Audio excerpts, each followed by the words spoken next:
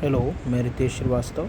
आज हम लोग पढ़ेंगे अप्रगामी तरंगें किसे कहते हैं, यानी कि स्टेशनरी वेव्स क्या होते हैं। स्टेशनरी वेव्स को हम स्टैंडिंग वेव्स भी कहते हैं। देखिए, इसमें होता क्या है कि जब कभी भी क्या हो, दो एक समान अनुप्रस्थ या फिर अनुदैर्ध्य प्रगामी तरंगें किसी बद्ध माध्यम में विपरीत दिशा में चलने लगती हैं तो क्या होता है, तो कहते हैं कि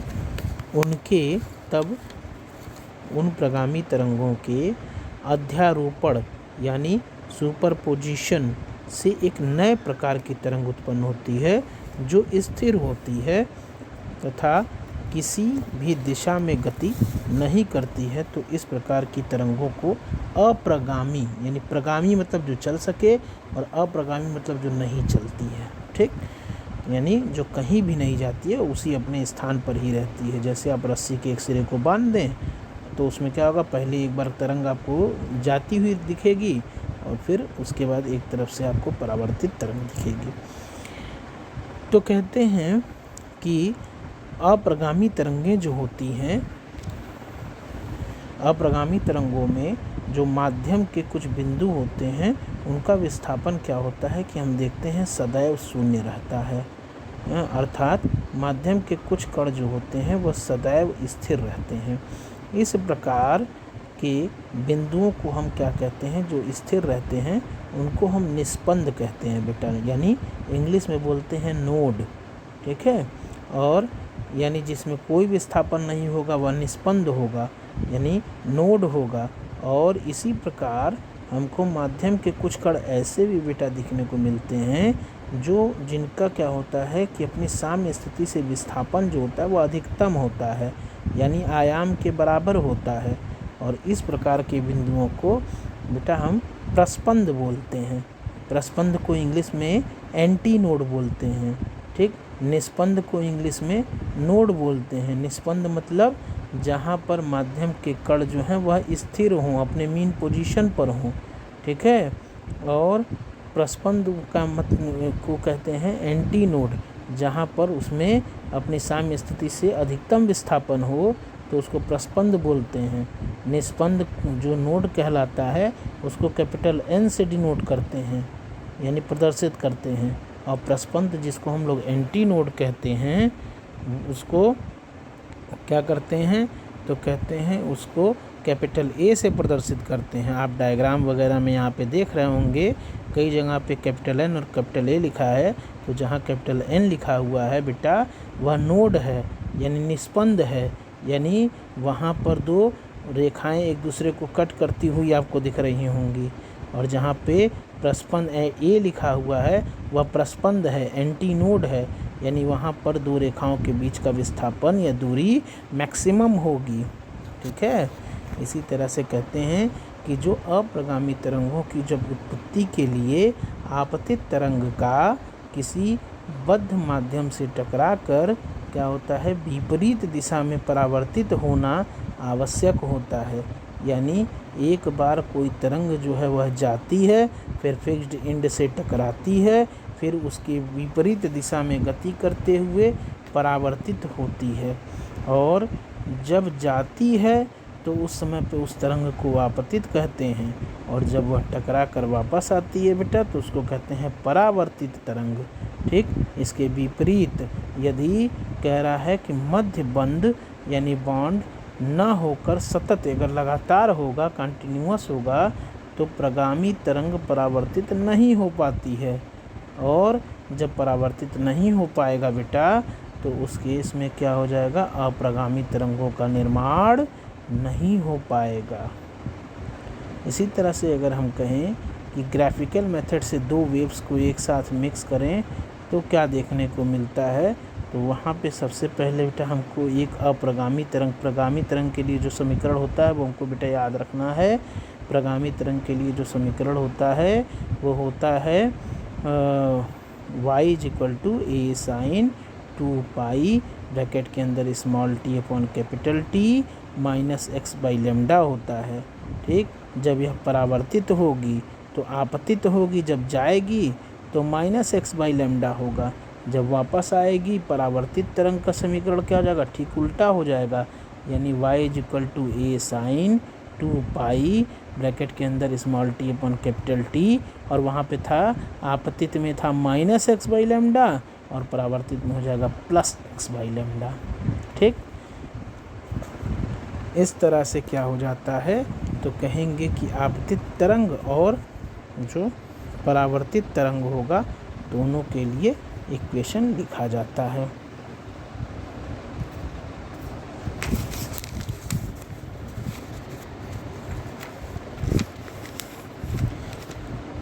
अब देखिएगा बेटा, अप्रगामी तरंगों के कुछ गुण होते हैं, यानी कैरेक्टरिस्टिक्स ऑफ स्टेशनरी वेव, या कहें कि कैरेक्टरिस्टिक्स ऑफ स्टैंडिंग वेव क्या होते हैं। देखिए, जो पहला होता है वो होता है कि जो अप्रगामी तरंगें होती हैं उनकी जो तरंग दैर्घ्य होती है वह प्रगामी यानी आपतित और परावर्तित तरंग के बराबर होती है।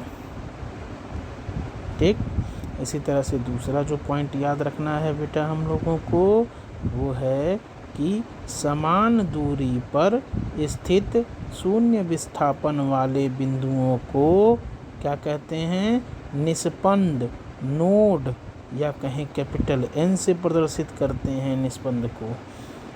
दो निस्पंदों के मध्य यानी दो नोड्स के बीच स्थित बिंदुओं का विस्थापन क्या होता है, शून्य तथा अधिकतम हो सकता है। ठीक, इसके लिए कहेंगे तो इन बिंदुओं को हम क्या कहते हैं, जहाँ पे अधिकतम होगा उसको प्रस्पंद कहते हैं। प्रस्पंद को बेटा इंग्लिश में एंटीनोड कहते हैं और कैपिटल ए से प्रदर्शित करते हैं। जो चौथा पॉइंट हम लोगों को ध्यान में रखना है वो है कि दो पास वाले निस्पंदों या पास वाले प्रस्पंदों यानी two nodes and two antinodes के बीच में, यानी two successive nodes, the distance between two successive nodes and the distance between two successive antinode is always lambda by 2। कितना होता है, लैम्डा बाई 2 होता है। निकटतम स्थित प्रस्पंद यानी एंटीनोड तथा नोड यानी निस्पंद के मध्य जो दूरी होती है वह हो जाएगी लैम्डा बाई 4। ठीक है, ये याद रखेंगे। दो लगातार नोड्स यानी n और n जहाँ जहाँ लिखा रहेगा उन दोनों के बीच की दूरी होती है लैम्डा बाई 2 लगातार वाले में, और दो लगातार वाले a के बीच की जो दूरी होती है, एंटीनोड के बीच की दूरी होती है, वो भी लैम्डा बाई 2 होती है। और n और a के बीच की दूरी यानी नोड एंड एंटीनोड के बीच की दूरी जो होती है बेटा वो जस्ट आधी होगी उसकी, तो उसको कहेंगे लैम्डा बाई 4 होती है। ठीक है, और इसी तरह से कहेंगे अप्रगामी तरंग में ऊर्जा का बेटा स्थानांतरण नहीं होता है। अप्रगामी तरंग में यह बहुत ही इम्पोर्टेंट पॉइंट है, ध्यान में रखिएगा कि अप्रगामी तरंगों में ऊर्जा का स्थानांतरण नहीं होता है। ठीक है, इसी तरह से जब हम कहेंगे कि ऊर्जा का स्थानांतरण नहीं होता है तो कैसे इसका एक हम लोगों को प्रूफ रहता है, एक्सप्लेनेशन रहता है, लेकिन उस एक्सप्लेनेशन को हम लोगों को पढ़ने की ज़रूरत नहीं है क्योंकि वह आपके सिलेबस में नहीं आता है। हालांकि अगर आप उसको सॉल्व करेंगे तो उसका जो स्थानांतरण निकल के आएगा वह शून्य निकल के आएगा ऊर्जा का, और कहेंगे कि ऊर्जा का स्थानांतरण बेटा नहीं होता है। यहाँ पे बेटा जो आप लोग पढ़ रहे हैं वह पढ़ रहे हैं, आगे देखिएगा लिखा हुआ है अप्रगामी तरंगों का क्या होता है, stationary wave in a closed vessel pipe and stationary wave in a open vessel pipe. और इस कंडीशन को जब हम लोग पढ़ेंगे तो ओपन वेसल और क्लोज्ड वेसल यानी कि आर्गन पाइप हम कहते किसको हैं, तो देखिए कहेंगे वह वाद्य यंत्र यानी वह ऐसा बजाने वाला यंत्र जिसमें बजने वाला यंत्र जिसमें फूंक मारने पर वायु स्तंभ यानी एयर कॉलम में कंपन के कारण ध्वनि उत्पन्न होने लगे, वह आर्गन पाइप कहलाती है। जैसे बेटा हम लोग छोटे पे मेले में जाते थे तो बांसुरी वाला एक होता था जो बांसुरी बजाता था, और हम लोग उसको खरीद के लाते थे। वह क्या था, एक डंडे जैसा रहता था, बीच में उसमें छेद होती थी, ठीक, और एक तरफ से हम लोग फूंक मारते थे और उसमें से आवाज़ निकलती थी, ठीक। तो वह क्या है, एक तरीके का क्या है, आर्गन पाइप है। सीटी भी हम लोगों ने बजाया है, याद है ना, सीटी जो हम लोग बजाते थे वह सीटी, एक सीटी आती थी जिसके अंदर एक गोल सा वो रहता था, हम लोग फूंक मारते थे और उसमें से हवा बाहर निकलती थी और आवाज़ निकलती थी, ठीक। वह भी एक तरीके का आर्गन पाइप है। आपने कभी कभार टीवी पे कोई ये प्रोग्राम देखा होगा संगीत वगैरह का, तो उसमें एक लंबी सी शहनाई होती थी जिसको हम लोग शहनाई बोलते हैं। शहनाई एक लंबी सी गोल पाइप होती है, हाँ, और उसमें फूंक मारने पर उससे आवाज़ निकलती है। वह भी बेटा एक तरीके का आर्गन पाइप है। तो बेटा आर्गन पाइप्स जो होते हैं वो बेसिकली दो तरीके के हो सकते हैं। कौन कौन से हो सकते हैं, तो एक होता है बेटा बंद आर्गन पाइप और दूसरा होता है खुला आर्गन पाइप। बंद आर्गन पाइप को हम लोग कहते हैं बेटा, क्या कहते हैं, बंद आर्गन पाइप को हम लोग कहते हैं क्लोज्ड आर्गन पाइप, और खुले आर्गन पाइप को हम लोग कहते हैं ओपन आर्गन पाइप। तो देखो बेटा जो क्लोज्ड आर्गन पाइप होता है उसमें हम लोग क्या देखते हैं, तो उसमें हम लोग ये देखते हैं कि जब किसी क्या होता है, बंद आर्गन पाइप का एक सिरा खुला होता है और खुले वाले सिरे से फूंक मारा जाता है, तो पाइप में क्या होता है, हवा का अनुदैर्ध्य प्रगामी तरंगें चलती हैं। अनुदैर्ध्य बोले तो लॉन्गिट्यूडनल, ठीक। लॉन्गिट्यूडनल का मतलब कि जिस दिशा में तरंग बह रही है उसके पैरेलल, ठीक है, या उसी दिशा में तरंग इधर उधर होता है तो उसको कहा जाता है यह अनुदैर्ध्य तरंग है। तो अनुदैर्ध्य तरंगें चलती हैं। इस अनुदैर्ध्य तरंगों के चलने से ये अनुदैर्ध्य तरंगें क्या होती हैं, बंद सिरे से जाकर टकराकर और परावर्तित होकर विपरीत दिशा में चलती हैं, और दोनों प्रगामी तरंगें आपस में अध्यारोपण जब टकराएंगी और एक दूसरे से के ऊपर चलेंगी तो वह कहलाएगा अध्यारोपण, यानी सुपरपोजिशन। इस सुपरपोजिशन करती हैं और इस तरह से हमको अप्रगामी सुपरपोजिशन होने से वही प्रगामी तरंगें अप्रगामी हो जाती हैं, और क्या हो जाता है, तो कहेंगे अप्रगामी अनुदैर्ध्य तरंगें उत्पन्न होने लगती हैं। और इस तरह से जहाँ पर वह टकराती हैं वहाँ पर नोड, और जहाँ पर उनके बीच की दूरी मैक्सिमम होती है बेटा वह एंटी नोड होता है। इसके लिए जो इक्वेशन बनता है वो अध्यारोपण का होता है y पहले वाले के लिए y1 अगर लेते हैं और दूसरे वाले के लिए y2, तो कहेंगे y1 + y2 हो जाएगा, ठीक। और इस तरह से y1 के लिए अगर हम लोग माना कि वह -x दिशा में गति कर रहा है तो y1 हो जाएगा a sin 2 pi in the bracket small t upon capital T plus x/λ equation होगा। और y2 के लिए जो होगा परावर्तित प्रगामी तरंग जो है तब +x दिशा में चलेगी, तो वहाँ पे माइनस आ जाएगा, तो कहेंगे a क्या हो जाएगा, तो a sin 2 पाई ब्रैकेट के अंदर हो जाएगा स्मॉल t अपन कैपिटल T माइनस x/λ हो जाएगा।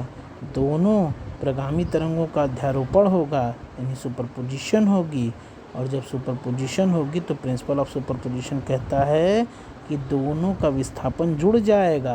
जब दोनों का विस्थापन जुड़ेगा तो y1 + y2 की कंडीशन होगी।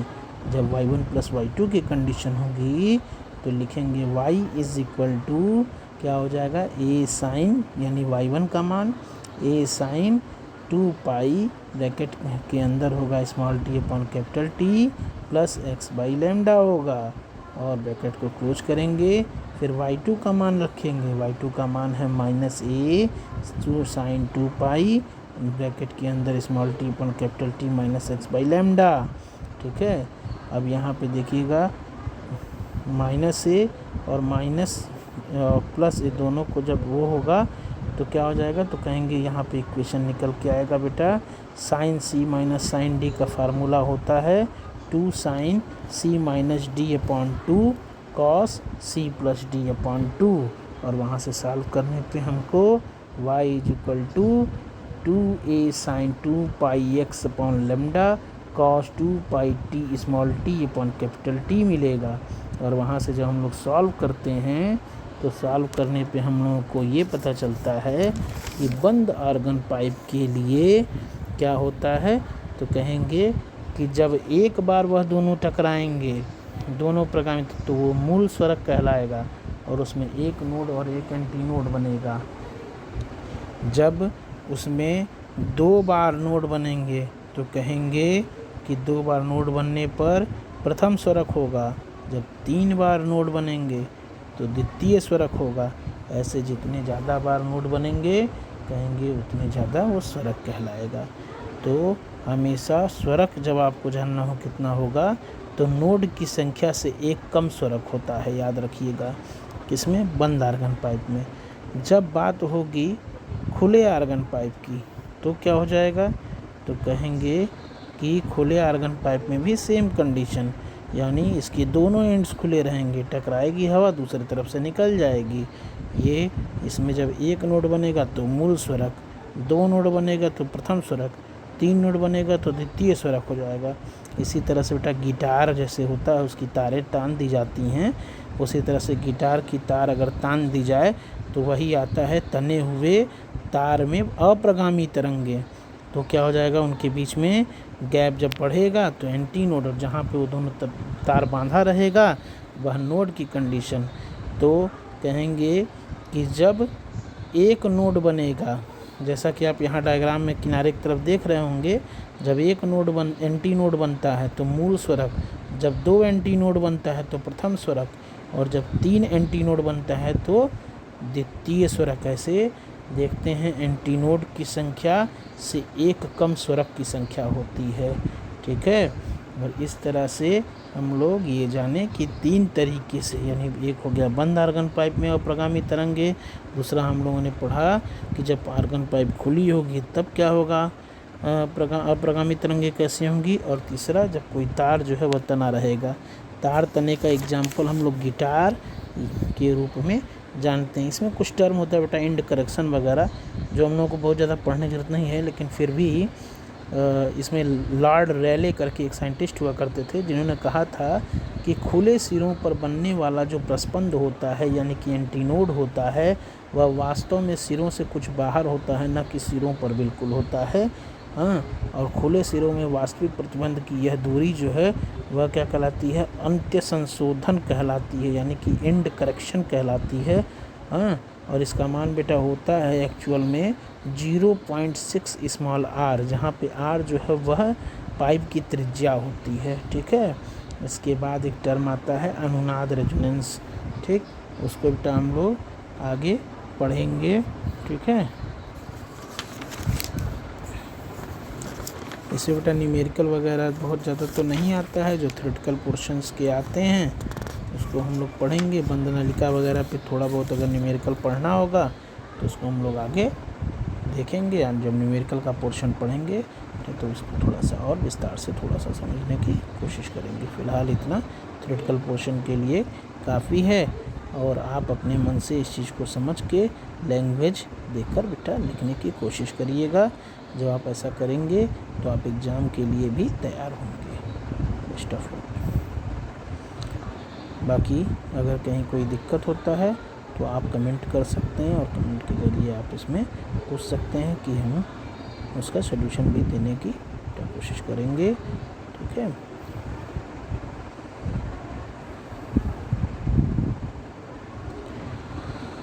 अभी तक जो हम लोगों ने पढ़ा है इस चैप्टर में, उसको पिछले और भी वीडियोस पढ़े हुए हैं, 8-9 वीडियो हैं लेक्चर, उसको आप देखने की कोशिश करिएगा। तब इसको आप 10वां लेक्चर देखेंगे तो ये चीज़ आपका और ज़्यादा क्लियर होगा, ठीक। तो इसके लिए आप जो है कोशिश करिए कि सारे लेक्चर्स को देखते रहिए, जिससे कि काफ़ी चीज़ें आपकी क्लियर हो जाए। ठीक।